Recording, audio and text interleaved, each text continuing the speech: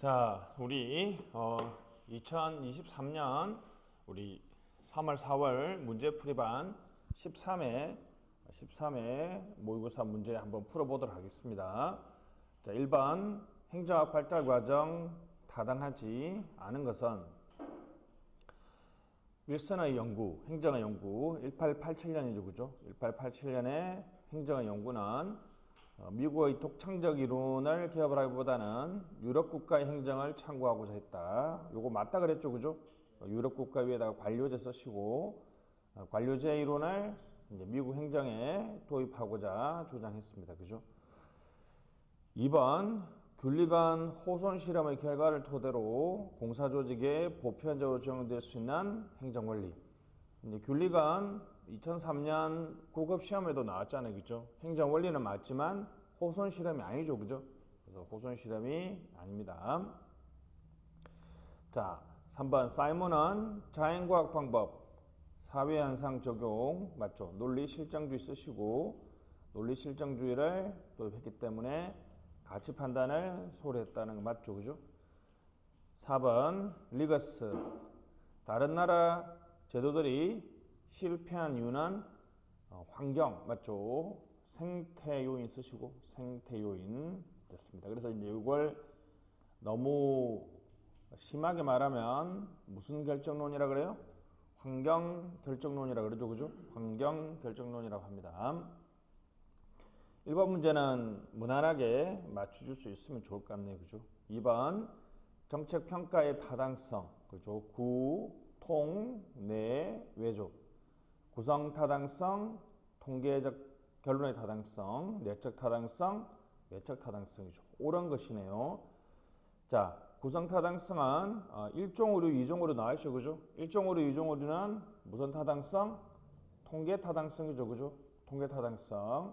1종 오류는 긍정의 오류니까, 그죠? 했다는 거잖아요, 그죠? 그러니까 유효라고 하는 게 오류죠. 원래는 뭔데?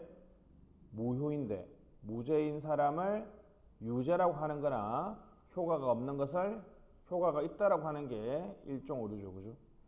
2종 오류는 반대죠, 그죠? 효과가 있는 것을 없다고 하는 거죠, 그죠? 잘못된 부정의 오류가 되겠습니다, 그죠? 2번 크리밍 효과와 효순 효과는 내적 타당성. 크리밍은 내 더하기 외죠, 그죠? 크리밍은 표본의 대표성의 문제라고 해석을 하면 우리 외적 타당성인데 선발 과정에서 선발 오류라고 하면 내적 타당성이죠, 그죠? 근데 호손 이펙트는 100% 무슨 타당성이에요? 외적 타당성이니까 2번 틀렸다, 그죠? 3번 정책 효과가 검증된 사업이 다른 지역은 일반화죠, 그죠? 일반화는 무슨 타당성? 외적 타당성이죠, 그죠? 외적 타당성이 되겠습니다. 4번 내적 타당도는 정책 효과가 제3의 변수가 아니라 오로지 정책에 의해서 발생하는 정도 됐습니다, 그죠? 인과관계의 정확성이죠. 인과관계의 정확성, 인과적 추론의 정확성을 말합니다, 그죠? 이제 제3의 변수가 엄청 많죠, 그죠? 가장 이제 문제가 되는 게 허위 변수는 아예 그 제3의 변수가 x, y 변화를 다 설명해 주는 거죠, 그죠? 혼란 변수는 x, y 관계를 증가시키거나 감소시키는 제3의 변수를 말하죠. 허위 변수는 x, y 변화를 전부 설명하는 변수가 되겠습니다, 그죠? 됐습니다. 정책 평가의 타당성 문제는 시험에 상당히 많이 나옵니다, 그죠? 여러분들이 꼭 기억 좀 해주시고, 자, 3번 립스키 일선 관료제 이론 정확하게 설명하고 있는 것. 자, 1번 부족한 자원, 지름길 정보를 택함으로써 시간 전략, 정책 대상 집단과 갈등이나 결정에 대한 심리적 불안을 피할 수 있다. 그죠? 맞는 질문이죠, 그죠? 이제 지름길 정보라는 게 별건 아니고 제가 맨날 얘기하잖아요, 그죠? 여기 사창동 파출소 순경이 1시간 안에 요 동네를 다 순찰하려면 보통 어떻게 해요? 충북대학교 옆에 있는 유흥가 위주로 순찰을 하는 거예요. 왜? 자기가 과거의 경험이나 판단을 봤을 때 거기서 많이 사고가 터지니까, 그지? 이게 지름길 정보죠, 그죠? 그런 것들을 하면 되죠. 그러면 사람들도 열심히 순찰 도는구나라고 생각한다는 거죠. 2번, 일선 관료들이 관계를 맺고 있는 정책 하위 시스템, 찬성연합, 반대연합. 정책 하위 시스템 위에다가 대문자로 ACF 쓰시고, 우리 요즘에 시험에 이상하게 많이 넣어줘, 그죠? 사바스어가 만든 ACF 모형입니다, 그죠? 지지연합 모형이라고 하기도 하고 옹호연합이라고 하기도 합니다, 그죠? 옹호연합 모형이라고 하기도 합니다, 그죠? 정책 지평에서 통합 모형으로 많이 그죠? 이용되는 것이 바로 ACF 모형입니다, 그죠? 일선 관료하고 ACF 모형은 아무 상관이 없죠, 그죠? 자, 3번 갈등과 모호성 밑줄 네 가지, 그죠? 맵랜드죠, 맵랜드, 그죠? 갈등과 모호성이 따라서 답만 살짝 기억하시면 모호성입니다. 모호성이 높을고는 모호성이 높으면 정형적 지평이 안 될 거 아니에요, 그죠? 모호성이 높을 경우에는 상향적인 지평을 하고 모호성이 낮을 경우에는 하향적인 지평을 한다는 것이 우리 멜랜드 모형의 특징이 되겠습니다. 자, 4번 일선 관료 이론은 상향식입니까? 하향식입니까? 그냥 쉽게 생각하시면 되죠. 집행 현장이 중요하다. 집행 현장이 중요하다. 현장에서부터 위로 올라가야 되니까 상향식이죠. 상향식. 그죠? 엘모의 포워드는 상향이에요? 하향이에요? 하향식이죠. 그죠? 하향식. 그죠? 백워드 느낌 있잖아요. 백. 뒤로 밑에서부터 위로 올라가는 것이 상향식이 되겠죠. 그죠? 상향식. 됐습니다. 그래서 답은 1번이 되겠습니다. 그죠? 적당하게 뭐 요즘 스타일의 문제가 이런 3번 같은 스타일입니다. 그죠? 그 일선 관료의 내용을 틀리게 하기보다는 전혀 다른 이론을 가져와서 마치 일선 관료 이론인 것처럼 얘기하는 것이 최근의 트렌드죠. 자, 넘어가시죠. 4번 점정주의 타당한 것은 목적세가 많을수록 점정주의를 적용하기 쉬워집니까? 어려워집니까? 어려워지죠. 그죠? 됐습니다. 왜 그럴까요? 목적세는 이미 결정이 나 있는 거잖아요. 그죠? 목적세는 여러분 우리나라에 목적세가 5개 있잖아요. 그죠? 만약에 교육세를 거두면 어디로만 쓸 수 있어요? 목적이 있으니까 교육에만 쓸 수 있으니까 점정주의라는 것이 이해 관련자들의 합의와 타협을 중시하는데 아무리 합의나 타협을 해도 목적세는 거기밖에 못 쓰니까 그죠? 합의와 타협의 분량이 줄어들죠. 그죠? 아주 유명한 질문입니다. 목적세가 많아질수록 점정주의를 적용하기 어려워진다. PPBS와 GBB는 총체주의죠. 그죠? 총체주의, 합리주의라고 얘기합니다. 아니, 맞죠? 합리주의 또는 합리모형, 경제원리라고 그러죠. 그죠? 특히 이제 계획 예산보다는 GBB가 더 합리주의나 총체주의를 가장 잘 반영하고 있습니다. 근데 하여튼 두 개는 체계적인 분석과 최적화를 추구하기 때문에 우리 점정주의가 아니라 총체주의 또는 합리주의입니다. 자, 작년에도 나왔죠. 그죠? 3번. 행정부와 의회의 선형적 함수관계 별표. 맞죠?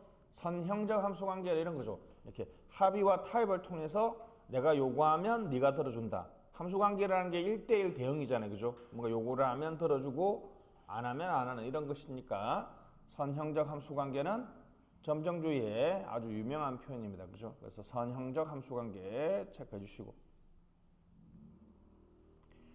자, 긴축 재정이 필요할 경우에는 설명을 못 해주죠. 그죠? 점정주의를 플러스 알파라고 보통 얘기를 생각을 많이 하는가 봐요. 그죠? 됐습니다. 그래서 이제 긴축 재정은 점감주의라고 써보세요. 증가한다는 말의 반대말이 감소한다는 거죠. 그죠? 발음이 이상하나? 점감주의, 그죠? 그래서 어떤 사람은 점정주의 예산은 무조건 증가하는 거고, 그 반대가 바로 점감주의인데, 점정주의의 치명적인 약점은 예산이 줄어드는 것을 설명하지 못한다는 것이 치명적인 약점이 되겠습니다. 자, 5번 국가재정법 건전합니다. 그죠? 이제 요즘에 재정 준칙까지 시험에 나왔는데 놀만합니다. 그죠? 국회 8급에 2년 전인가 나왔는데 지금 안 나오고 있습니다. 그죠? 됐습니다. 자, 1번 지출 조세 감면 법률안 제출할 때는 5회계년도 별표. 실제 시험은 단독 문제는 요거 5회계년도, 그죠? 추계 자료, 그죠? 비용 조달 방안 체크, 그죠? 요게 이제 여러분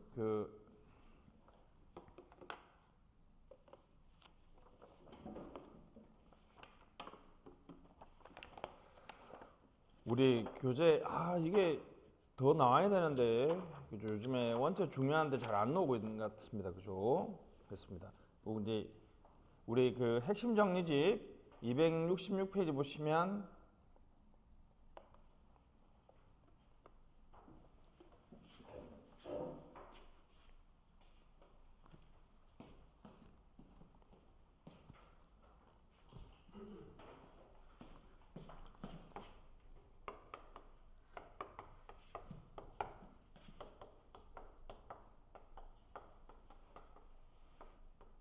나와서 여러분만 맞췄으면 좋겠습니다. 그죠? 우리 아파트 단지 앞에 그 중국집에서 파는 팔보채가 국보채입니다. 자기들이 국보만큼 맛있대요. 근데 이제 재무행정에서 채자가 들어가면 뭐밖에 생각나요? 돈이니까. 채는 뭐 부채나 채무겠죠, 그죠? 채무. 그럼 자, 국가 채무 부담행위, 보정 채무 부담행위, 국가 채무 관리 계획. 우리 이제 예산에서 추자 들어가는 거는 하나밖에 없지 않나? 추가 경정 예산. 잉자 들어가는 것도 하나밖에 없죠, 그죠? 세개 잉여금, 국세 감면 한도 대 됐습니다. 다시 국보채를 이게 이제 여러분 추잉, 그죠? 껌을 씹다는 말이 이게 이 영어로 이드나죠, 그죠? 추 발음이 잘 안 되는데, 그죠? 추 ing가 껌을 씹는 거니까 추잉이죠. 느낌. 그래서 국보채를 추잉 씹는 느낌이 좋다. 다시 국보채 추잉감 좋다. 조달. 국보채 추잉감 조달. 여기 이제 시험에 엄청 많이 나옵니다. 그죠? 다시 1번 읽어보면 이런 거잖아요. 그죠? 페이. 너가 돈 쓰고 싶죠? 그죠? 재정 지출을 수반하는 법률, 어디다가 도로를 건설하자는 법률을 제출할 때는 옛날에는 그때 돈을 어디서 끌어와야 될지를 재원 조달 방안을 첨부하지 않았단 말이죠. 그죠? 근데 자, 네가 돈 쓰고 싶잖아요. 근데 이제는 그러면 네가 돈을 쓰고 싶으면 네가 어디에서 재원을 조달할지를 첨부하라는 거죠. 앞에 여기 요 글자를 따서 페고라 그래, 페고. 그죠? 우리 또 이런 비슷한 이런 뭐 결제 방식이 페이코하고 달라. 페고야, 페고. Pay as you go. 그러니까 네가 지출하고 싶으면 이게 이제 나중에 보면 재정 지출 준칙이 됩니다. 준칙이라는 것은 지켜야 될 원칙을 말하는데, 너가 돈을 쓰고 싶으면 어디에서 재원을 조달할지를 첨부하라는 거죠. 그죠? 됐습니다. 그래서 pay as you go. 다시 뭐라고요? pay as you go. 근데 이제 시험은 이거 전체로 한번 놓고 요것만 따로 나왔는데, 시험은 너무 짜증나게 쉽게 나왔죠. 그죠? 몇 회계년도? 5회계년도. 5회계년도. 근데 이제 진짜 어렵게 놓으면 이렇게 놓습니다. 시험은 이거예요, 이거. 이거는 이제 규제 영향 분석에서 나왔죠, 그죠? 자, 우리나라는 법률안이 정부가 법률안을 발의할 수도 있고 국회의원 몇 명? 20명. 시험에 안 나오지만 국회의원 20명이 법률을 발의할 수 있거든요. 근데 자, 정부가 발의하는 경우에는 두 가지 비용 추계와 재원 조달 방안을 첨부를 동시에 하거든요. 근데 국회의원이 발의하는 법률에는 뭐만? 비용 추계만 첨부하고 재원 조달 방안은 첨부하지 않습니다. 그죠?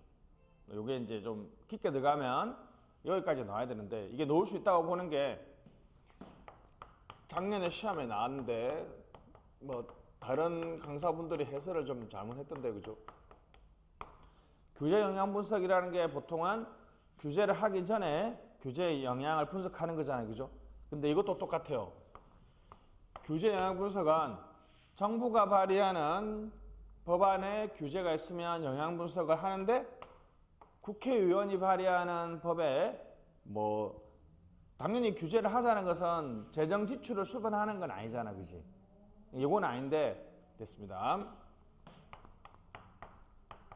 그래서 여기는 안 해요. 다시 뭐라고요? 국회의원이 발의하는 법률이 규제의 내용을 담고 있으면 그 규제가 사전에 어떤 영향을 미칠지를 분석하는 것을 한다 안 한다? 안 합니다. 근데 이건 이제 여러분들이 아는 그거하고 똑같죠. 예를 들면 규제 기본법이 국회, 대법원, 중선위, 선관위, 헌재, 감사원까지. 여러분 혹시 공부 좀 하신 분들 기억나죠? 그죠? 규제 기본법안 국회, 대법원, 중선위, 감사원에 적용된다 안 된다? 안 된다. 그러니까 당연히 적용 안 되니까 규제 영향 분석 안 해도 되죠. 그죠? 그 다음에 규제 등록을 안 해도 됩니다. 그죠? 이게 제가 하고 싶은 말은 요 말은 정부가 발의하는 법률에 재정지출 수반할 경우에는 5회기년도에 1번 지문에 있죠. 비용 추계와 재원 조달 방안을 첨부해야 되는데 의원이 발의하는 법에서는 뭐만 첨부하면 된다? 비용 추계만 첨부하면 됩니다. 요거는 또 이제 국가재정법이 없고요. 국회법이 있습니다. 국회법에. 지금 어려운 내용이에요. 그죠? 이렇게 정부가 발의하는 거하고 국회가 발의하는 것이 조금 다를 수 있다는 거죠. 그죠? 됐습니다. 그래서 이제 266페이지 보시면 여기 이제 건전성 유지라고 나와 있죠. 그죠? 거기 그게 보면 5장 쓰시고 건전성 됐습니다. 재정 건전화의 주요 내용이 나와 있습니다. 그죠? 자, 그래서 1번 국고채무 부담행위나 보정채무 부담행위 미리 국회 동의. 이건 뭐 당연히 그죠? 우리 국고채무 부담행위 미리 국회 동의 얻는 거 아시죠? 그죠? 그거가 똑같은 거고. 그다음에 재정 지출을 수반하는 법령 개정할 때는 5회계년도 비주 치시고 재원 조달 방안을 하고 비용 추계를 첨부합니다. 의원 발의 법안은 비용 추계만 첨부한다고 되어 있죠. 그죠? 5회계년도 똑같습니다.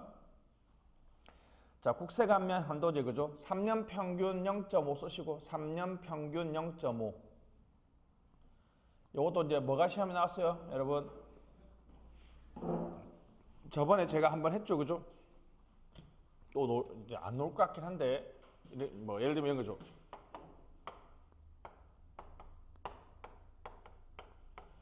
세금을 100억 걷기로 했는데 실제로 70% 걷었어요. 그럼 감면율은 얼마입니까? 30%지, 30%. 그잖아요?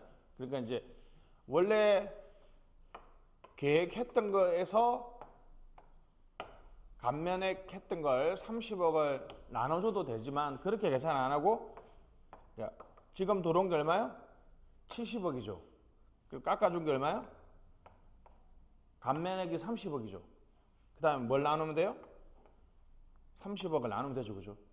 그래서 국세감면 한도제는 세입액에서 깎아준 걸 더하고 분모해서 그리고 감면액을 나눠주면 됩니다.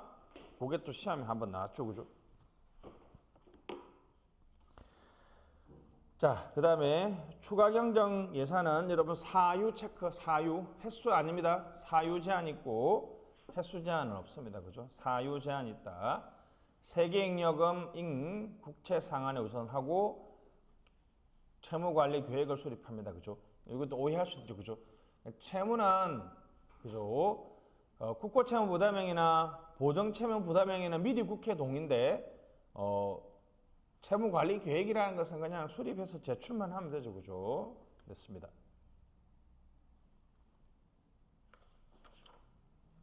넘어가시죠. 거기서 271페이지 잠깐 가보시면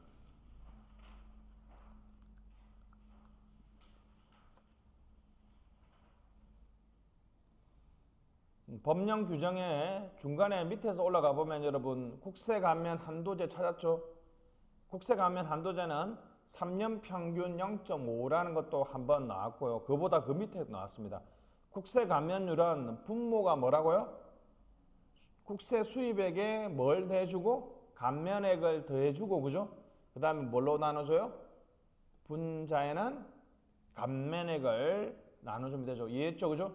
여기 저 칠판했죠? 100억을 계획했는데 얼마를 거뒀다면 70억을 거뒀다면 70억이 들어간 거잖아요. 그죠? 30억을 깎아준 거죠. 그 다음에 또 뭘 나눠줘야 돼요? 30억을 나눠줘야 되겠죠. 그죠? 이게 애들이 직관적으로 쏘갔단 말이죠. 그래서 수입액에 감면액을 나눠주면 감면율이 나올 것 같잖아. 다시. 수입액에 감면액을 나눠주면 감면율이 나올 것 같은데 그게 아니라는 거죠. 그죠? 요 두 번 나왔어, 두 번. 그죠? 됐습니다. 그 다음에 온실가스 감축인지 예산서. 몇 해 시험 전에 제가 한번 모의고사에서 얘기했잖아요. 그죠? 올해부터 하고 있으니까 이런 용어 있다는 거 말아줘. 알았죠? 갑자기 갔는데 뭐 이런 거 하나 생각하면 안 돼. 그죠? 온실가스 감축인지 예산서 제도를 합니다. 그죠? 정부는 예산이 온실가스 감축에 미칠 영향을 미리 분석한 보고서를 작성해야 한다. 됐습니다. 아마 이거는 이제 작성하고 제출하는 걸로 끝이고 실제로는 구속력 있는 것은 아니라는 거죠. 자, 그 다음에 다시 문제로 돌아서 5번 기재부 2번 질문. 기재부 장관은 법령으로 정하는 해당 연도의 국세 수입 총액과 감면액 총액을 합한 금액 맞죠? 합한 금액 맞잖아, 그지? 그지? 수입하고 감면액을 총액해서 합한 금액에서 감면액 총액이 차지하는 비율이 맞죠? 대통령령이 정한 일정 비율 3년 평균 얼마라고요? 0.5 이하가 되도록 한다. 그죠?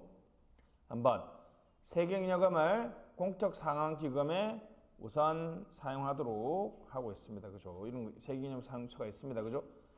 4번 기재부 장관은 국가채무기금 뭐 3년마다 이런 거 없었죠. 그죠? 매년이었잖아요. 매년 그죠? 매년 국가채무 관리계획은 매년 수립하도록 하고 있습니다. 그죠? 그래서 재정 건전화는 요즘에 어디로 튈지 모르겠어요. 그죠? 재정 준칙이 나올 확률이 상당히 많은데 좀 내용이 좀 어려워가지고 그죠? 5장은 시험에 놓을만 합니다. 그죠? 다시 한 번만 해봅시다. 우리 집 앞에 중국집에 파는 팔보채 이름이 뭐라고요? 국보채를 먹으니까 씹으니까 추잉하니까 감이 좋더라. 국보채 추잉감 좋다. 됐습니다. 6번 로이 타당한 것은 오늘 전부 다 좀 어렵게 냈네. 그죠? 다 타당한 거 이렇게 냈네. 그죠? 1번 코로나19 극복을 위한 전국민 재난지원금은 갈등이 발생하지 않는 재분배 정책이다. 틀렸죠? 그죠? 갈등이 발생하는 게 아니라 전 국민한테 다 줬으니까 어떻습니까? 배분 정책이죠. 그죠? 배분 정책입니다. 2번 질병관리본부를 청으로 개편한 것은 배분 정책입니까? 국가의 구성과 운영에 관한 거니까 그렇죠. 구성 정책이죠. 그죠? 올해 우리나라 여러분 시험 보고 나면 구성 정책이 새로 뭐죠? 국가보훈처가 국가보훈부가 되고, 그러니까 이제 처가 하나 없어졌죠, 그죠? 그 다음에 재외동포청, 그죠? 제가 잘못 말했죠. 재외동포청은 어느 부 밑에 있다? 외교부 밑에 있다, 그죠? 뭐 노지 정도는 아닌데 하여튼 바뀐 게 있다는 거 잊지 마시고 됐습니다. 그래서 20대 남자분들이 엄청 지금 분노에 맞지 않는다고 막 그러더라고요, 그죠? 여가부 없애줄 거라고 찍어줬는데 여가부 못 없애가지고. 그래서 자, 넘어가시죠. 3번 규제정책은 갈등 상태에 있는 이해관계자들이 정상연합은 무슨 정책이죠? 재분배 정책이죠. 정상연합은 재분배 정책이죠. 틀렸네요, 그죠? 재외동포청과 국가보훈부 설치는 대외적 가치 배분에 영향이 없는 무슨 정책이다? 구성 정책이다. 그래서 이제 외교부 밑에 있다는 거, 국가보훈부가 설치됐다는 것도 같이 한번 볼 수 있도록 했습니다.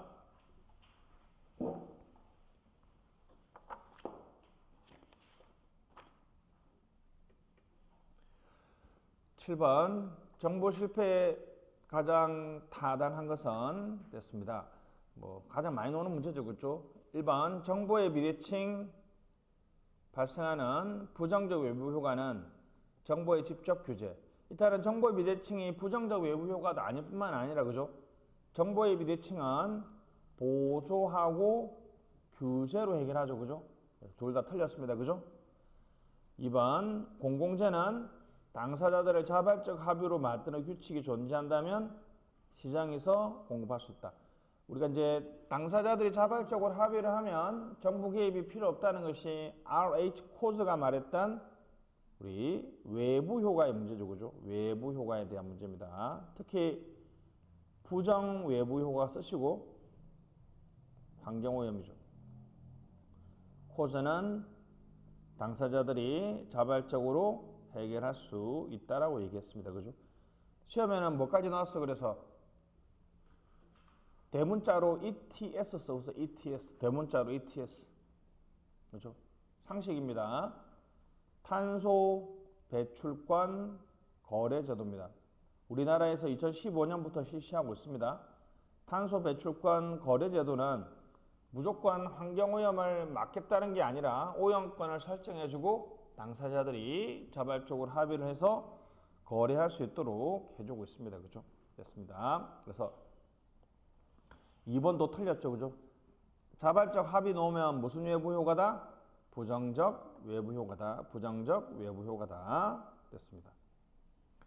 3번 오스트롬 부정적 외부 효과가 발생하더라도 당사자들의 자발적 해결이, 이거는 이제 RH 코즈의 주장이죠, 그죠? RH 코즈 주장이고 됐습니다. 오스트롬은 공유지의 비극이죠, 그죠?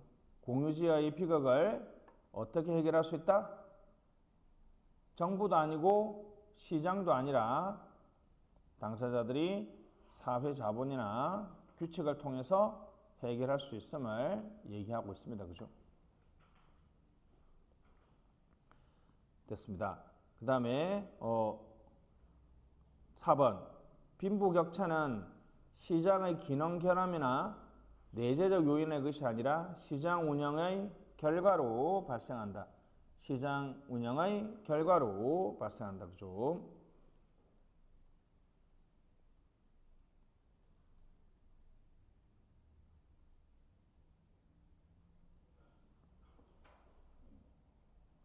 잠깐만요. 이게 자발적 해결이 가능하다면 3번도 맞는 질문이 되겠다. 내가 그죠? 문제를 그죠? 맞습니다. 죄송합니다. 그렇죠. 공유지의 비극이 부정적 외부 효과잖아요, 그죠? 그래서 당사자들의 자발적 해결이 가능하다면, 그죠? 뭐 틀린 질문은 아닌 것 같습니다, 그죠? 일단 애매하긴 한데, 그죠? 당사자들의 자발적 해결, 그죠? 당사자들의 자발적 해결, 사회 자본이나 이용 규칙의 제정이, 자발적 해결 밑에다가 이용 규칙이라고 써보세요. 당사자들이 합의를 해서 이용 규칙을 만든다면, 그죠?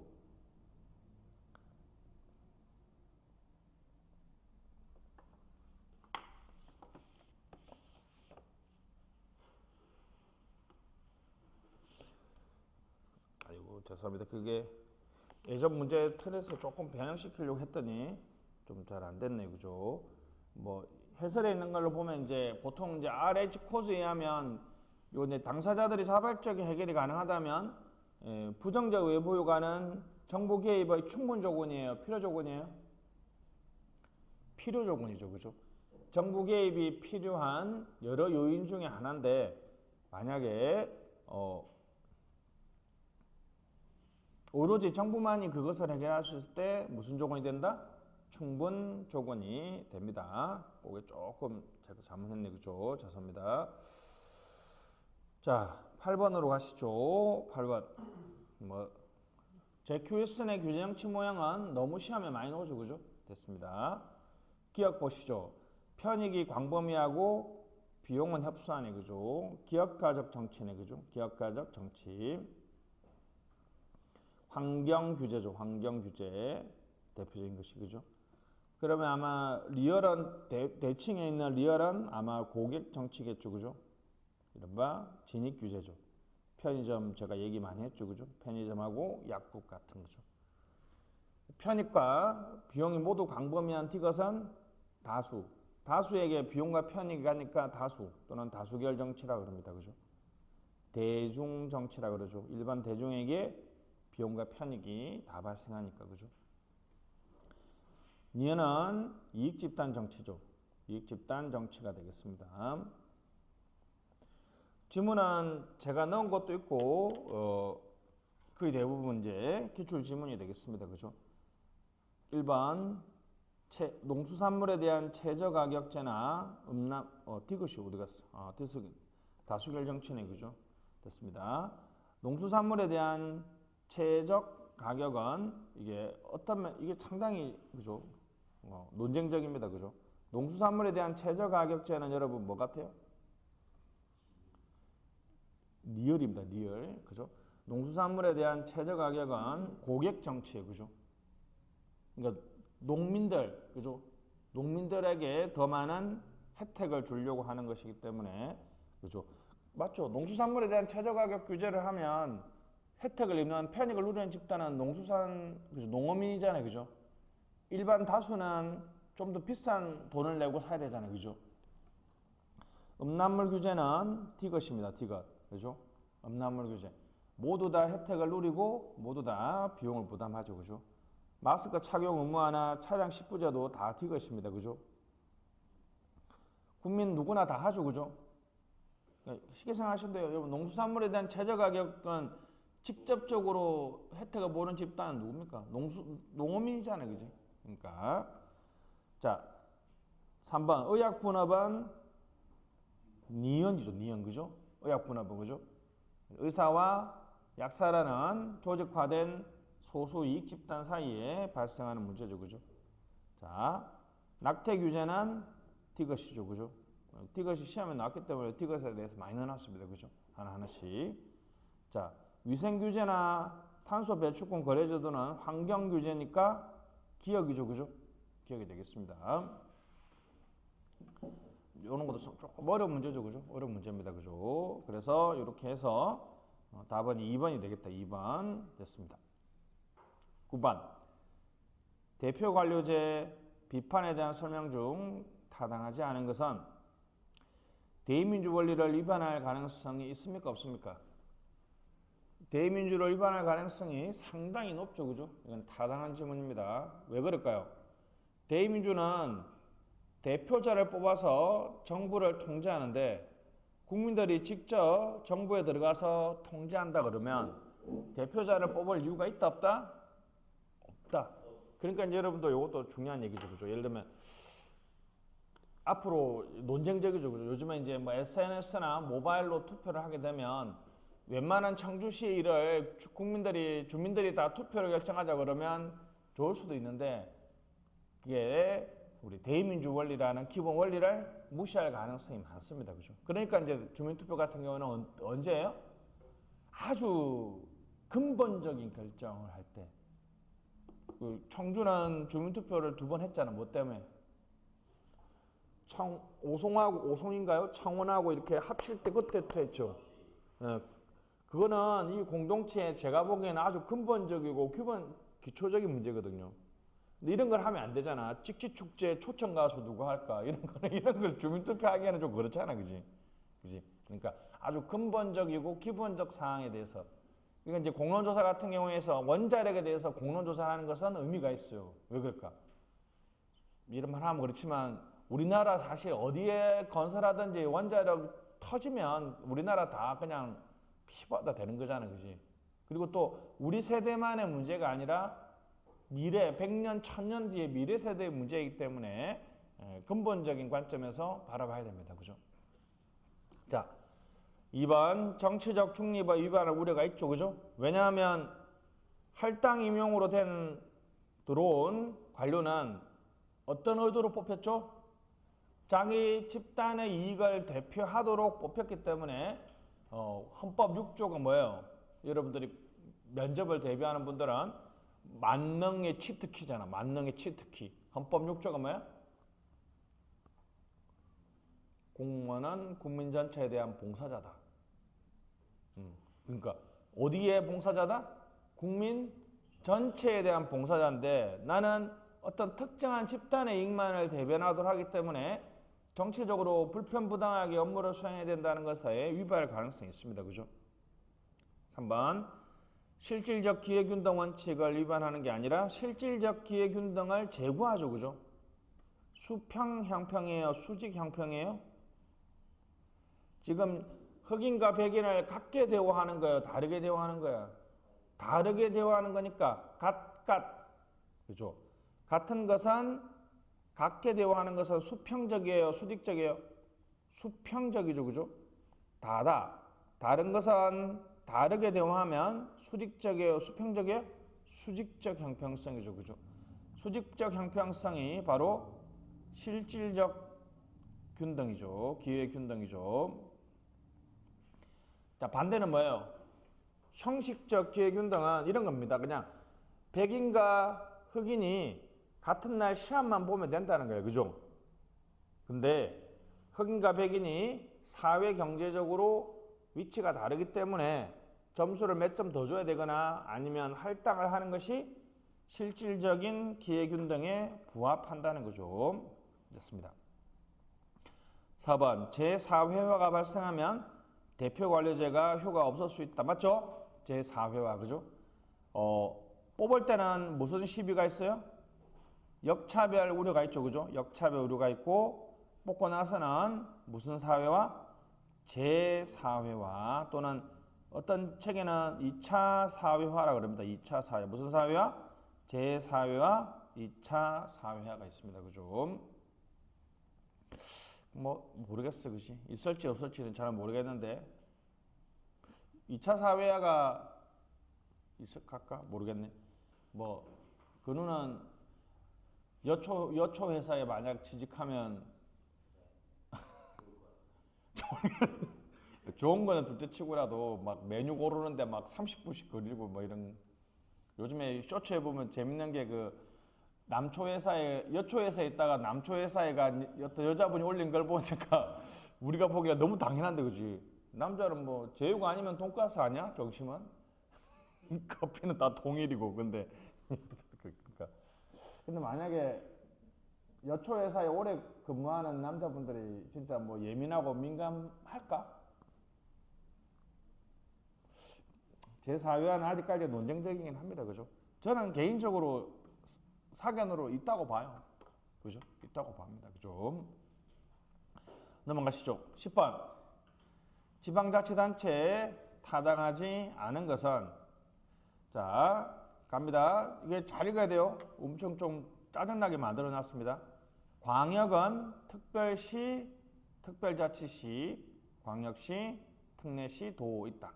2번 기초는 시군, 자치구, 특별시, 광역시, 특별자치시가 아닌 50만 이상의 시에는 자치구가 아닌 구를 줄 수 있다. 시와 구는 도에 설치하고 군과 자치구는 광역시 안에 둘 수 있다. 4번 시와 자치구는 인구 5만이 넘어야 하며 읍은 2만이 넘어야 한다. 짜증나지? 몇 번인가 알겠어? 1번. 맞았어. 특례시는 광역이 아니라 기초죠, 그죠? 기초입니다, 기초.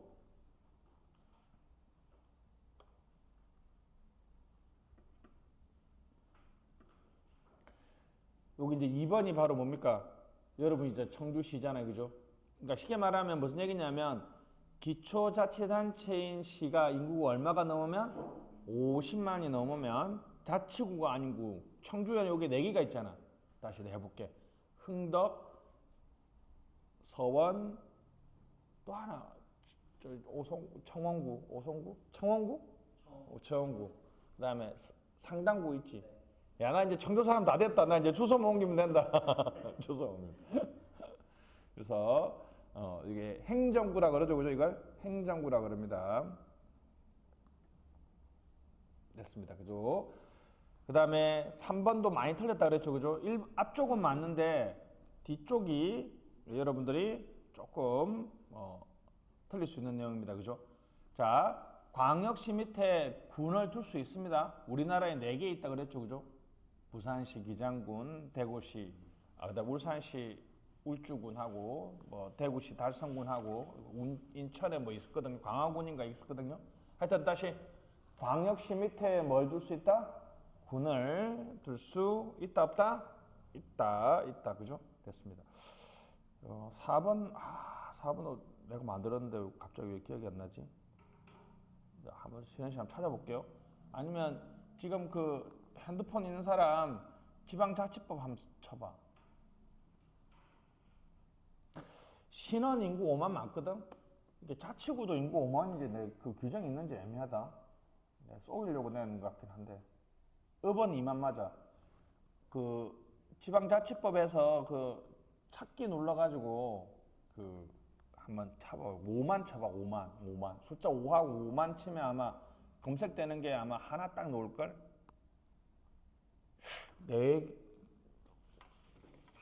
내가 보기에는 자치구가 있었나? 신은 5만 맞는데 읍은 2만. 근데 분위기상 내가 찍으면 자치구 없는 것 같은데 못 찾았어? 내가 찾아볼까? 있냐? 찾았냐?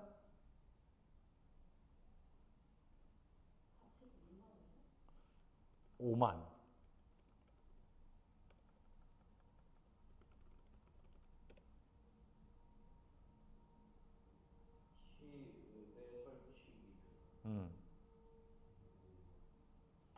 자치구도 인구 5만이 이상이 되면 다음 바꿔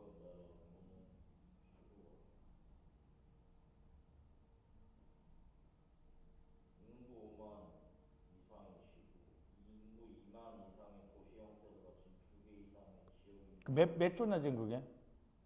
10조예요. 10조? 네. 자치구는 없지. 시구는 없어요. 네, 맞네. 그러면 죄송합니다. 오늘 왜 그래? 10번에 4번도 틀렸던 걸 해주세요. 알았죠? 뭐 자치구는 아닙니다. 알았죠? 자치구 아니라 시는 몇만? 5만. 읍은 몇만? 2만입니다. 그죠? 시는 5만이고 읍은 2인데 제가 제 머리에 제가 꼬였네. 그죠? 5만은 아닙니다. 죄송합니다. 문제 어렵게 내다가 내가 꼬였네. 그지? 됐습니다. 그러면 다시 이제 본론으로 돌아가서 특례시 밑에 행정구를 둘 수 있어요? 당연히 둘 수 있죠. 그죠? 왜냐하면 특례시는 인구 몇만 이상이에요?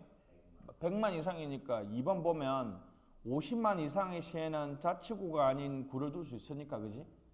특례시도 행정구를 둘 수 있죠. 그죠? 됐습니다. 특례시도 행정구를 둘 수 있습니다. 근데 특례시가 대신 그 구가 자치구는 아니라. 그렇지. 특례시는 당연히 자치구는 아닙니다. 그죠? 수원은 인구가 120만 정도 되는데 구가 지금 5개인가 그렇거든.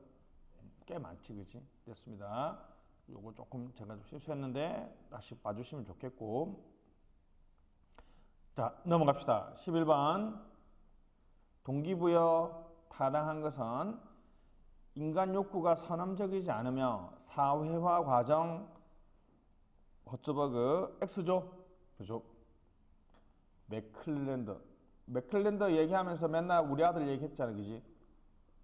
뭐 여러분들은 욕구가 바뀔 수 있다고 생각해요? 뭐 동기 같은 거 있잖아. 아, 갑자기 내가 뭐 의사가 돼야 되겠다, 뭐 이런 거 있잖아. 근데 봐봐, 인간의 욕구가 선험적으로 가지고 태어나면 위로 올라가기만 한다면 모든 인간들이 같이 행동할 거 아니야. 맥클랜더의 이 성취 동기 이론 또는 학습된 욕구 이론은 바로 이 사회화 과정 밑줄 인간의 욕구가 변할 수 있음을 인정한 최초 이론입니다. 그죠? 아주 중요한 이론이죠. 그죠? 그래서 됐습니다. 선험적이지 않으며 사회화 과정 맥클랜드 그죠? 어쩌버거는 그 얘기 아니죠. 그죠? 2번 알더퍼 상위 욕구가 만족되지 않거나 좌절될 때 하위 욕구를 더욱 중시하는 맞죠? 좌절퇴행 맞죠? 좌절퇴행 3번 마슬로우는 인간 행동은 하나의 욕구로 설명되기보다는 다양한 욕구 이거는 이제 명시 욕구 이론인데 이것은 위에 있는 알더프의 주장이죠. 그죠? 마슬로우 옆에다가 위에다가 우성의 원리라 쓰시고 우성의 원리 마슬로우 이론에 제가 보기에는 사실 가장 치명적인 문제는 이거 같아요. 그죠? 내가 맨날 얘기하는 뭐예요? 맛 칼럼니스트가 그죠? 아주 배고픈 상태에서 자기가 가고 싶은 맛집에 가서 식사를 해요. 무슨 욕구야? 생리 욕구, 배고프면 먹는 게 생욕구잖아. 그지? 근데 맛 칼럼니스트가 맛집에 가서 먹는 거는 자아실현이지. 자기 가장 하고 싶은 거 하는 거니까. 그지? 그러니까 알더퍼는 그걸 두 개로 설명해도 된다라고 주장하지만 마슬로우는 관찰을 해서 그때 당시에 왜 우성의 원리겠어요? 그때 더 우성인 거, 더 지배하는 욕구로 그 행동을 설명해야 된다는 거죠. 그죠? 됐습니다. 4번 포터롤러 성취감 같은 외제 보상보다는 성과급과 승진 같은 내재 보상. 딱 봐도 반대 같지, 그지? 여러분 만족감, 성취감은 무슨 보상이에요? 내 내면적으로 느끼는 내재적 보상이고, 그다음에 성과급과 승진은 무슨 보상? 외재적 보상이죠, 그죠? 이 사람이 포터롤러가 최초로 나눴죠, 그죠? 외재적 보상과 내재적 보상을 최초로 나눴습니다, 그죠? 뭐 여러분들 뭐 당연히 이 이론은 무슨 보상이 더 중요하다고 했겠어? 내재적 보상이 더 중요하다고 했겠지만 또 그런 건 아니잖아요, 그지? 됐습니다. 넘어가시죠. 답은 2번이네요. 자, 12번. 요즘에 이제 4차 산업혁명이라고 나오기도 하고 지능정보사회라고 나오기도 합니다. 알죠? 몇 차 산업혁명? 4차 산업혁명 지능정보사회.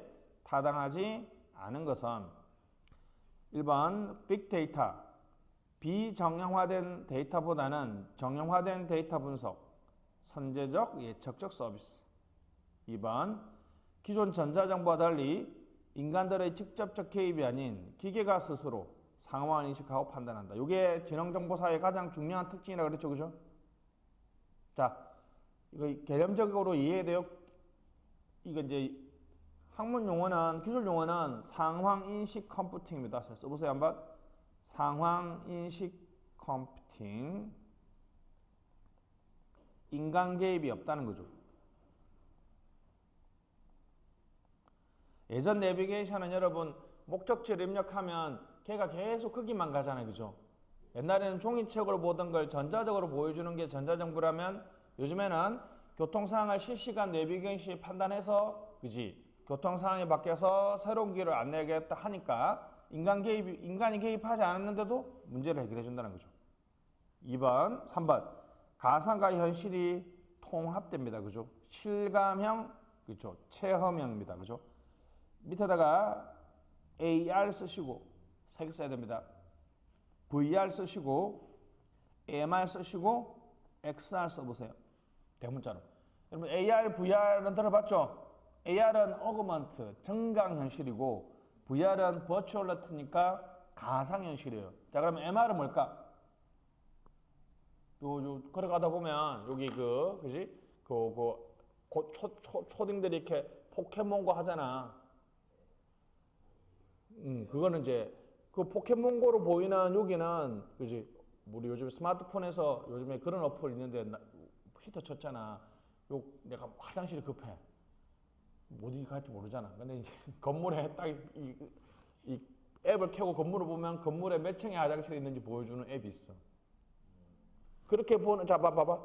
그렇게 통해서 보는 거는 건물은 실제로 존재하는 거잖아. 그 다음 내가 안에 화장실이 어디 있는지를 보는 거는 또 이건 내가 앱으로 보는 거지. 그건 가상현실이잖아. 이거 뭐라 그래? 현실과 가상이 섞였다 영어로. 믹스드 리얼리티, MR이라고. XR은 IT 용어에서 X는 전부 다 extended.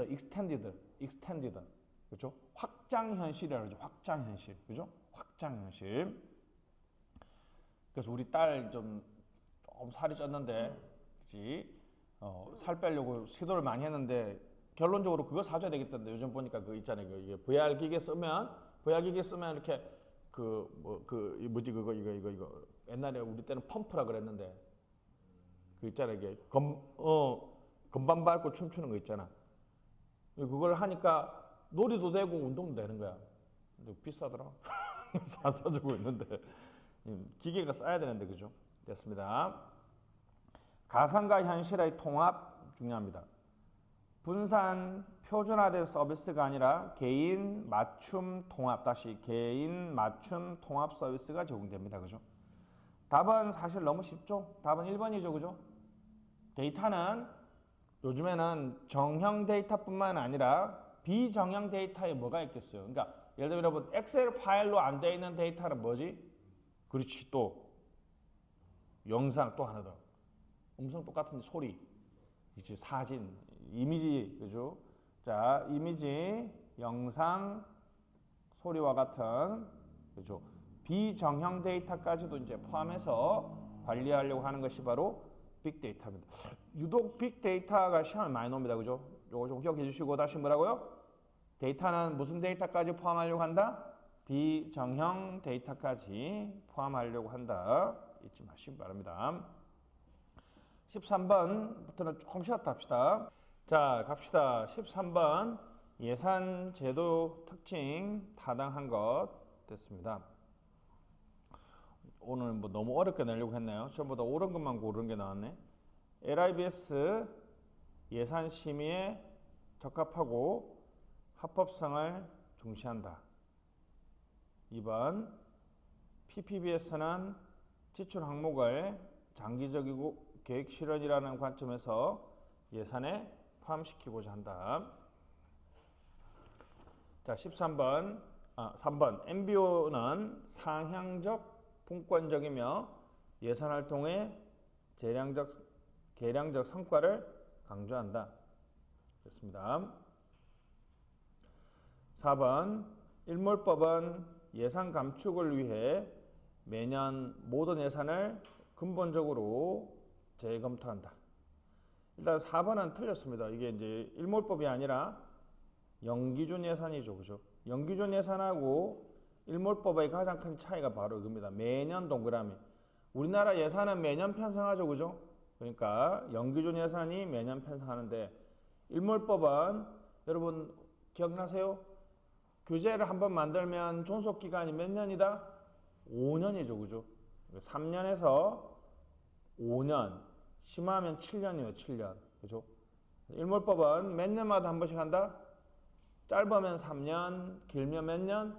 5년마다 한 번 합니다. 5년마다 7년. 알았죠? 그러니까 매년 하는 것은 감축을 위해서 매년 하는 것은 무슨 예산제도?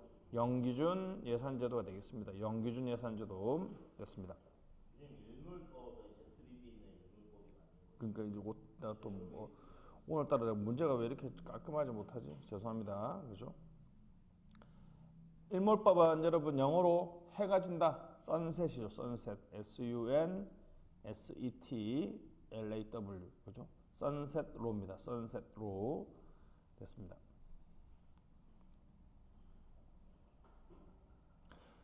됐습니다. 예산 선셋. 그다음에 3번은 닉슨 정부에서 했던 목표 관리는 상향적, 분권적, 계량적 성과 맞죠?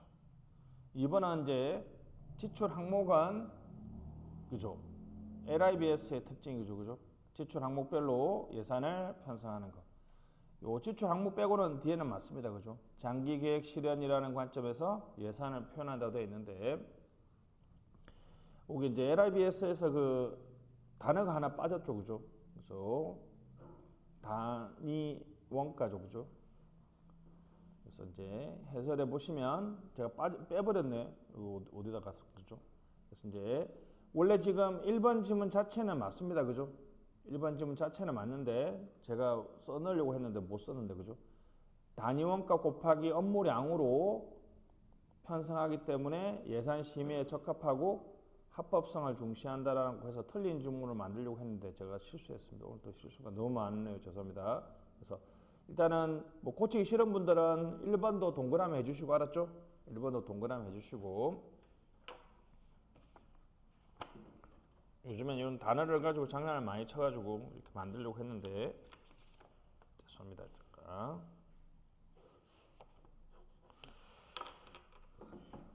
자, 14번 균형 성과 비해서 시 옳지 않은 것은 조직의 장기적 전략 목표와 단기적 활동을 연계하고 재무와 비재무를 균형적으로 한다. 맞죠? 장기 동그라미, 단기 동그라미, 그지? 재무 동그라미, 비재무 동그라미. 또 뭐가 있어요? 내부, 외부가 있죠. 과정, 결과가 있습니다. 그죠? 2번 과정 지표는 적법 절차 준수, 주민 참여 예산 실시, 공청회 활성화. 행정 과정이 좀 더 좋아진다는 느낌이 들죠, 그죠? 과정 지표입니다. 과정 지표. 다시 이렇게 주주문에 넣은 거예요. 적법 절차를 준수하고 주민 참여 예산제도, 공청회, 그죠? 이런 것들은 행정 과정의 개선을 위한 것이니까 과정 지표 개선입니다, 그죠? 3번 고객 관점 지표는 내부 고객인 직원의 만족도와 사기, 외부 고객 증가 재방문. 이해했죠? 그죠? 됐습니다. 과정 고객 지표 맞네요. 4번 비해서 C는 기관 내부의 개별 활동을 논리적으로 연관관계를 살펴본다. 기관 내부뿐만 아니라 외부, 그죠? 내부 밑에다가 외부 쓰시고 내부와 외부, 과거와 미래, 결과와 과정, 재무와 비재무, 그리고 단기와 장기를 연계한 것이 바로 우리 BSC입니다. 그죠? 생각으로 BSC 많이 나오고 있죠. 그죠? 됐습니다. 조금 어렵네요. 15번 개방형 타당한 것. 경력 개방형은 비록 민간 경력자가 아니더라도 일정한 경력이 있다면 공무원 신분으로 지원할 수 있다 없다? 없다. 경력 개방형은 민간 전문가만 지원할 수 있습니다. 그죠? 민간 전문가만 지원할 수 있는 것이 경력 개방형이죠. 중앙선발 시험위원회 맞죠? 그죠? 개방형은 시험 본다 그랬죠? 그죠? 공모직에는 시험 보는 거 아닌데 개방형은 시험 본다 그랬으니까 인사혁신처 소속 맞습니다. 자, 3번 공무원이 아닌 사람이 개방직위에 임기제 공무원이 되면 임용기간은 최소 몇 년? 그죠? 3년이죠, 3년. 그죠? 됐습니다. 5년 범위 내라고 쓰세요. 5년 범위 내에서 임용하지만 최소 몇 년은 보장한다? 3년은 보장한다. 최소 3년은 보장합니다. 공무원이 아닌 사람이 알았죠? 그쵸? 쉽게 말하면 민간인이죠, 민간. 민간 전문가가 개방형으로 들어왔을 때는 최소 임기가 몇 년이다? 3년이다. 됐습니다. 그죠? 4번 소속 장관은 개방형 직위로의 지정, 변경, 해제되는 직위와 범위에 관해서는 인사혁신처의 처장의 승인을 받아야 된다. 됐습니다. 그래서 이게 성인이냐 밑에 협의 서시고 협의냐 좀 어렵게 냈습니다. 옛날에 한번 나왔어요. 이게 법이 바뀌면서 그렇게 됐죠. 그죠? 됐습니다. 그죠? 괜히 옛날 얘기 했자 뭐 여러분 헷갈리긴 하겠죠. 그죠? 자, 봅시다. 지정, 변경, 해제는 성격이 비슷하고 지정 범위 그냥 인사혁신처장과 협의 다시 뭐라고? 인사혁신처장과 협의, 그죠? 협의, 그죠? 협의는 승인은 아니죠. 그잖아요, 그죠? 협의는 승인이 아니니까 그게 아주 중요한 법적인 차이가 있습니다, 그죠? 그래서 이제 조금 어렵습니다. 답은 2번입니다. 선발심사위원회가 아니라 선발시험위원회고 민간 전문가는 5,3이다. 알았죠? 5년의 범위 내에서 임명하지만 최소 몇 년은 보장한다? 3년은 보장한다. 이렇게 해주시면 되겠고 16번 하우스와 에반스 이론의 설명 중 가장 타당한 것은 자 1번 중화물하고 대체물이 있습니다. 그죠? 커와 제르미의 리더십 무용론이라고 그래요. 사실 이걸 리더십 무용론이라고 그러죠. 그죠? 리더십이 필요 없다. 중화물은 여러분 느낌 있죠? 그죠? 중화물은 약화시키는 거고 그죠? 대체물은 없애버리는 거잖아요. 그죠?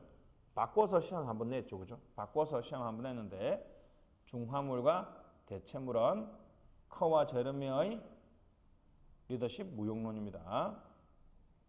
2번 생산 중시한 리더, 인간 중시한 리더. 관리 격자 누구? 브레이크와 모터의 매너지얼 그리드. 관리 격자. 그렇죠. 브레이크와 모터의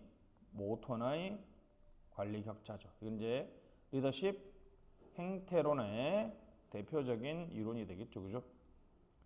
자, 3번 리더십 유형 효과성 사이에 매개 변수입니다. 상황 변수가 아니라 무슨 변수? 매개 변수. 그죠? 매개 변수. 리더십 유형은 아주 시원한 참치라 그랬죠. 그죠? 무슨 참치? 시원 참치. 그죠? 시원 참치. 지시적, 지원적, 참여적, 성취, 지향적 리더십이 있고 됐습니다. 상황 변수는 뭡니까?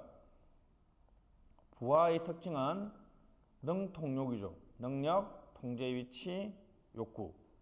조직의 특징은 과직조입니다. 그죠? 과업의 특징, 작업 조직의 집단의 조직이 초기냐 말기냐. 그죠? 규범이 존재하느냐 존재하지 않느냐 이렇게 나눴는데 하여튼 매개 변수야. 다시 무슨 변수?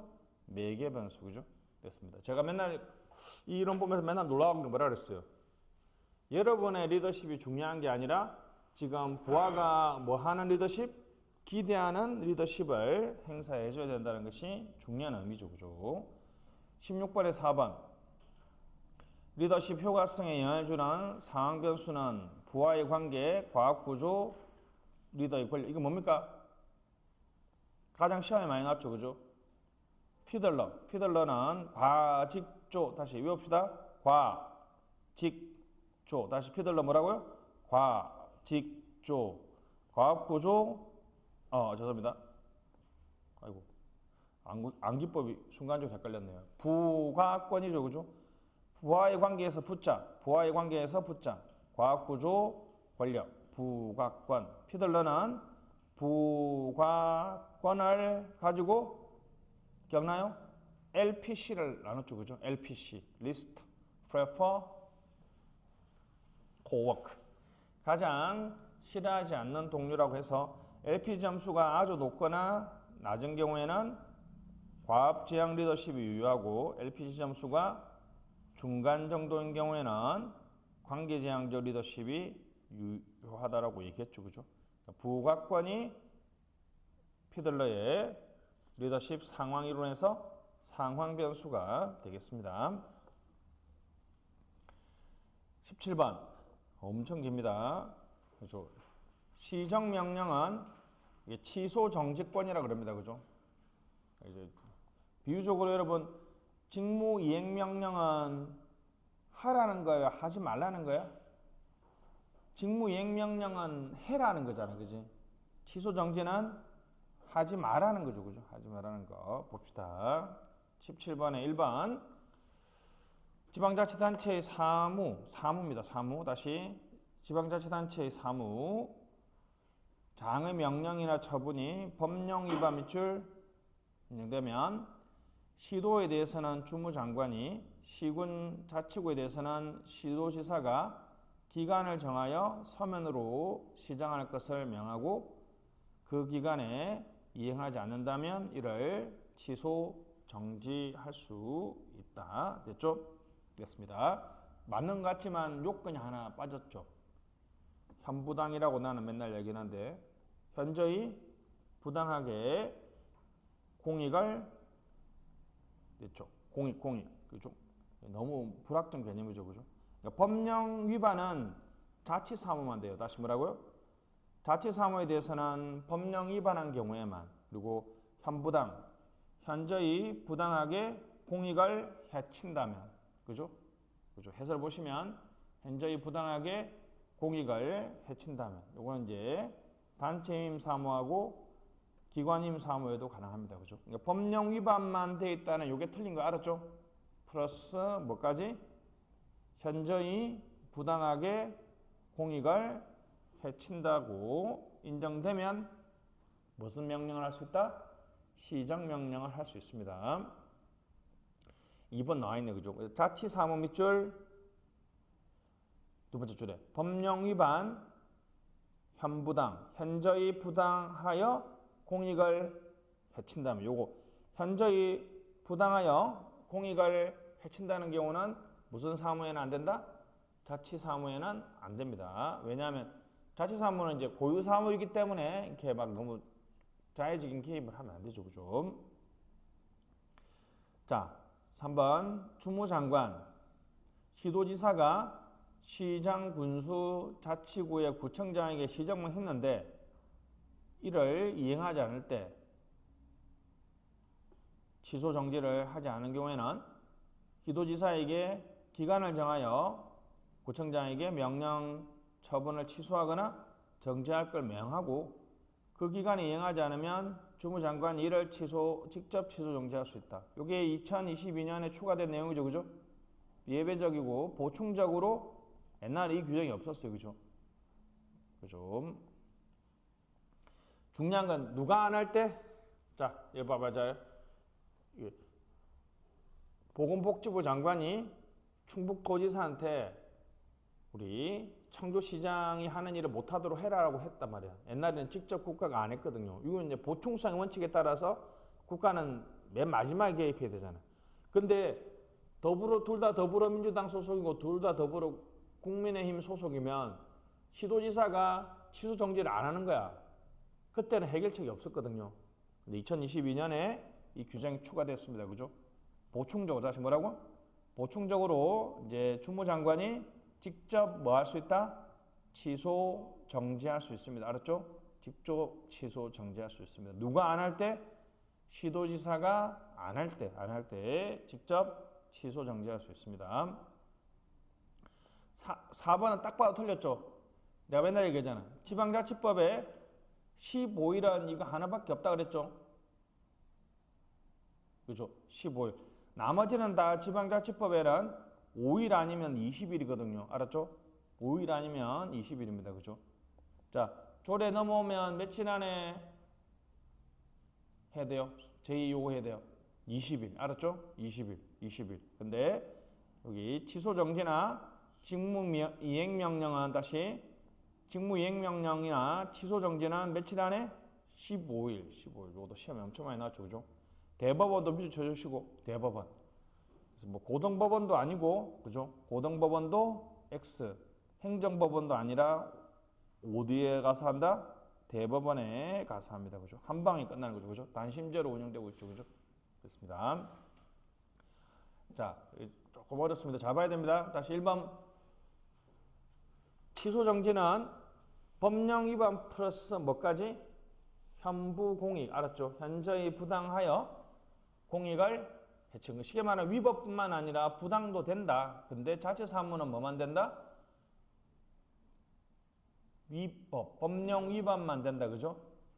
그래서 이제 주무장관이 했는데 시도지색 안 하면 보충적으로 예외적으로 직접 취소 정지할 수 있다. 그죠?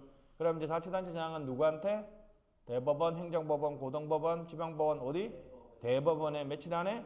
15일 안에 소를 제기할 수 있습니다. 그죠? 자치단체장이 집행정지 할 수 있습니까?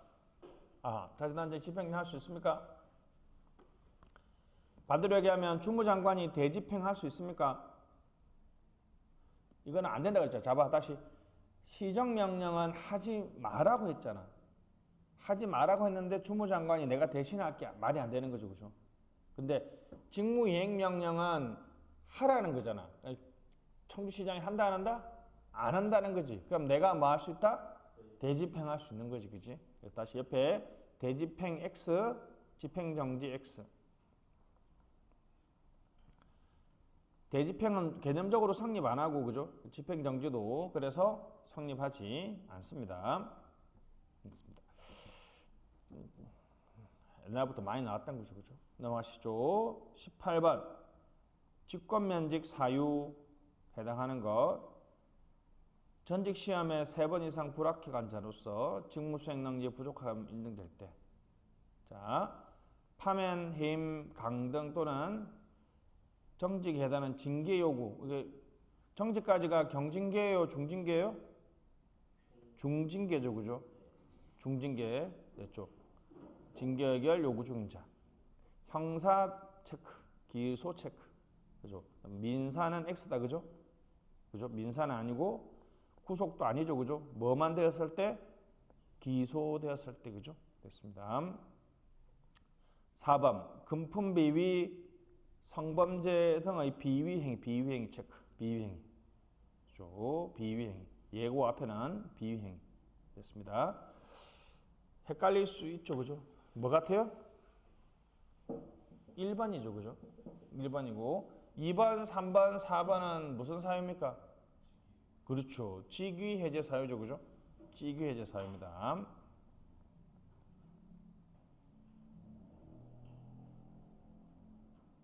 직위해제 사유. 직권면직과 직위해제의 공통점은 맨날 오죠. 둘 다 공무원한테 불리한 처분이지만 징계이다 아니다? 징계는 아니다. 그죠? 징계는 아니니까 소청심사 대상이 된다 안 된다? 그러나 되겠지. 왜냐하면 소청심사는 징계만 되는 게 아니잖아. 그죠? 공무원이 생각하는 불리하다고 생각하는 모든 게 다 돼. 딱 2개만 빼고. 이상대 씨 장교 출신이라서 아직까지 버릇 남아있네. 그지? 금평 점수하고 또 뭐요? 그렇죠. 승진 뭐 승진에 관련된 승진 설마 승진한 사람이 내가 왜 승진했다고 소책심 사진 않을 거 아니야. 그지? 승진 탈락한 사람 2개만 빼고 다 됩니다. 그죠? 넘어갑시다. 19번 가외성에 대한 설명 중 타당하지 않은 것은 등전이 현상, 동일한 기능이 여러 기관에 혼재. 이건 이제 여러분 겹쳐 있으면 중복이에요, 중첩이에요? 중첩이죠. 겹쳐 있다는 거니까, 그지? 중첩성이죠. 등전이 현상은 기능 대행이죠, 그죠? 주 브레이크가 고장 나면 보조 브레이크가 그 기능을 대신하는 것은 무슨 현상? 등전이 현상, 무슨 잠재력? 동등 잠재력. 등전이 현상, 동등 잠재력이라고 얘기합니다. 자, 중복성은 독자적 체크. 맞죠? 중복성은 독자적으로. 위에 혼재적으로 수행하는 경우는 중첩, 독자적으로 수행하는 경우는 중복. 그래서 한 기능이 고장났을 때 다른 기능이 그걸 대신하면 동등 잠재력, 그죠? 등전이 현상. 등전이 현상하고 동등 잠재력은 같은 말입니다. 그죠? 등전이 현상, 동등 잠재력을 유지할 수 있다는 거죠. 자, 3번 가외성은 경쟁과 혁신을 촉진시킨다. 맞죠? 경쟁과 혁신을 촉진시킵니다. 4번 가외성은 불확실성의 대처. 소극 대처예요? 적극 대처예요? 이것저것 준비하는 거는 여러분들 불확실한 미래에 대한 소극적 대처죠. 그죠? 소극적 대처. 이게 시험 많이 나왔죠. 그죠? 소극적 대처. 소극적 대처라는 것은 불확실한 것을, 그죠? 있는 것으로 보고 그것을 최소화하는 것이 소극적 대처고, 불확실한 것을 확실한 걸로 바꾸는 것은 무슨 대책이다? 적극적 대처입니다. 가해성은 불확실성에 대한 소극적 대처죠. 소극적 대처. 20번 지방세에 대한 설명으로 타당하지 않은 것 됐습니다. 지방교육세는 예산 통일세 원칙을 위한 맞습니까? 목적세냐 이 말이죠. 그죠? 목적세냐 이 말이죠. 지방세에서 목적세가 면제 안 해주면 고자가 된다 그랬어요. 교자가 된다 그랬어요. 교자가 된다 그랬죠. 그죠? 무슨 교육세? 지방교육세. 자는 뭐예요? 지역자원 시설세죠. 지역자원 시설세입니다. 그러니까 20번에 1번은 맞는 얘기죠. 그죠? 자, 2번 지역자원 시설세는 서울특별시의 보통세다. 아이고 이거 또 틀렸네. 아이고 이걸 또 왜 그러지? 많이 틀렸지 이거. 죄송합니다. 목적세라고 바꿔줘야 되겠죠. 그죠? 방금 했던 것처럼 지역자원 시설세는 서울특별시의 목적세죠. 됐습니다. 3번 주민세와 재산세는 광역시의 보통세다. 자, 이 재산세가 아주 그죠? 됐습니다. 등록면허세하고 재산세 써보세요. 면제잖아요. 그죠? 면제. 그죠? 면제. 그죠? 등록면허세의 면자, 재산세의 제자. 요 등록면허세하고 재산세만이 자치구의 보통세라 그랬죠. 그죠? 그래서 요것만 먼저 체크하면 되는데 제가 문제 잘못 만들었네. 그죠?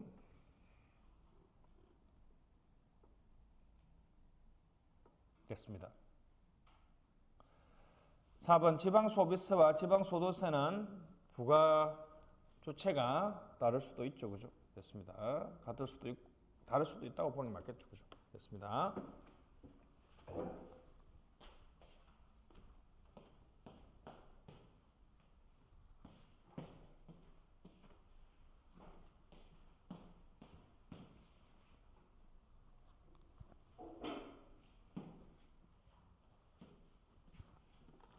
표시하지 않고 그냥 똑같은 비례로 주재자, 담배, 소득, 면제.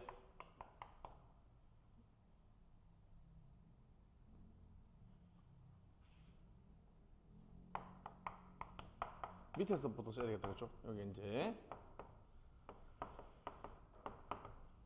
등록면허세하고 재산세. 여기 등록면허세하고 재산세. 이건 도시군이고 광역시. 4번도 틀릴 수도 있겠다. 그죠?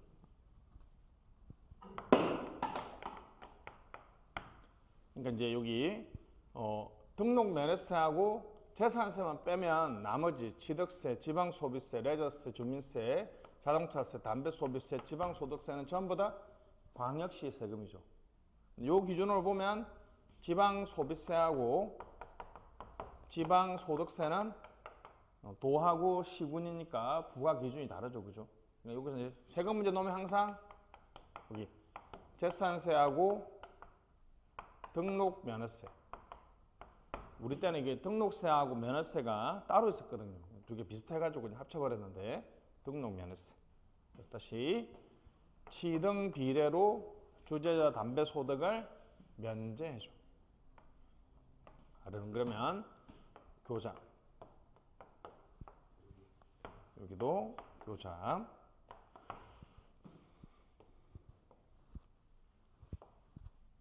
됐습니다. 이렇게 되어 있는데 4번 질문도 반은 맞고 반은 틀렸죠, 그죠? 됐습니다. 그러면 오히려 그냥 하차례 그냥 문제를 바꿔서 옳은 것을 하면 되겠다, 그죠? 그러면 됐습니다. 1번만 그죠? 자, 그냥 20번 문제는 그렇게 이해만 해주시면 돼, 알았죠? 다시 갑시다. 1번은 확실하게 맞죠? 그죠? 2번은 틀렸다 그랬습니다, 그죠? 지역자원 시설세는 목적세입니다. 그죠? 보통세가 아니라 교자. 그래서 목적세이기 때문에 틀렸고요. 3번도 틀렸죠, 그죠? 됐습니다. 주민세는 광역시의 보통세 맞지만 재산세하고 무슨 세? 등록 면허세는 자치구의 세금이죠, 그죠? 자치구의 세금이니까 X 해주시고 됐습니다. 지방소비세와 지방소득세의 부과 기준이 다르다는 것은 시도에서는 맞죠, 그죠? 죄송합니다. 도하고 군, 시하고는 맞는데, 그죠? 뭐하고는 안 맞아요? 광역시는 지방소비세와 지방소득세를 다 같이 부과하죠, 그죠? 그러니까 이제 4번도 어떤 면에서는 틀렸다고 볼 수도 있습니다, 그죠? 너무 어렵게 만들려다가 좀 제가 제 논리에 꼬였네, 그죠? 오늘 조금 제가 아주 상태가 안 좋네, 이 문제가 됐습니다, 그죠? 자, 넘어가시죠.